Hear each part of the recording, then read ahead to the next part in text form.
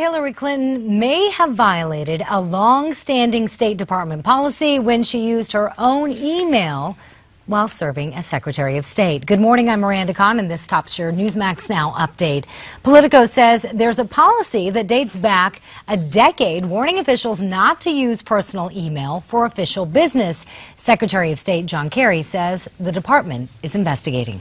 I think we have all the ones that are state.gov, which are appropriately the ones in the purview of the department. But let me check on that when I actually have time to pay attention to such an important issue when I get home.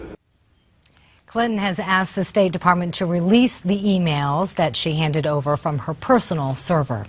The U.S. market added more jobs last month. New federal numbers just out this morning show 295,000 jobs were created in February, beating estimates. That pushes the unemployment rate down to 5.5%. That's the lowest since May of 2008.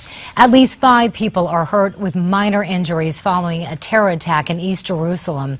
Police say a Palestinian man rammed his car into a crowd, jumped out, tried to stab someone before being shot and wounded by officers. Republicans in Congress are busy working on a variety of plans just in case the Supreme Court strikes down a key part of Obamacare. The court is considering the legality of the health insurance subsidies. The New York Times says Republicans in the House have proposed a way to allow states to opt out of key parts of Obamacare. And in the Senate, several Republicans are proposing temporary assistance to people who might lose subsidies. The parents of the teenager shot and killed by a Ferguson police officer last summer plan to sue. Michael Brown's parents say they'll file a lawsuit against the city of Ferguson and Officer Darren Wilson. We've always felt from the very beginning that Officer Darren Wilson did not have to shoot and kill Mike Brown Jr. in broad daylight.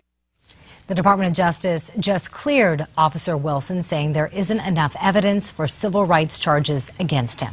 2 suspects accused in the murder of a police officer are now in custody in Philadelphia. Robert Wilson died last night. He was shot while trying to stop a robbery at a video game store. Wilson was an 8-year veteran of the Philadelphia police force. And tomorrow, thousands of people will mark 50 years since Selma. On March 7th, 1965, scores marched across a bridge in Selma, Alabama, and came under attack from police. Bloody Sunday became a turning point in the civil rights movement, leading to the passage of the Voting Rights Act. Tomorrow, thousands will march again across that very bridge. That was your latest Newsmax Now update. More coming your way in 30 minutes.